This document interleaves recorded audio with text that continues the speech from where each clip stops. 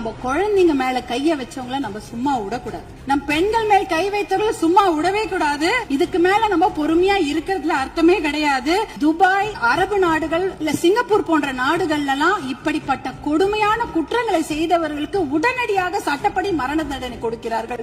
அந்த மரண பயத்தையும் உயிர் பயத்தையும் தப்பு செய்தவங்களுக்கு நம்ம கொடுக்கணும். அப்படி இருந்தாதான் இந்த பெண்கள் குழந்தைகளை காப்பாற்ற முடியும். வேற வழியே கிடையாது.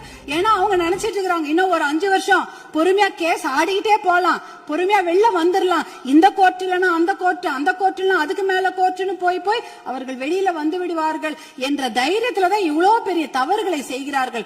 அவர்களுக்கு அந்த உயிர் பயத்தை, குழந்தைகள் மேல் கை வைத்தவர்களுக்கும் பெண்கள் மேல் கை வைத்தவர்களும் அந்த உயிர் பயத்தை கொடுத்தாதான் இனிமேல் அந்த தவறை செய்ய மாட்டாங்க. அதுக்காக இனிமேல் நாம பொறுத்தது போதும், பொங்கி எழ வேண்டும் என்று மறுபடியும் நான் உங்களை வேண்டி விரும்பி கேட்டுக்கொள்கின்றேன். அப்புறம் தர்மபுரி மாவட்டத்திற்கு ஒரு என்னுடைய கோரிக்கைகள். தர்மபுரி காவிரி உபரிநீர் திட்டத்தை உடனடியாக அறிவிக்க வேண்டும்.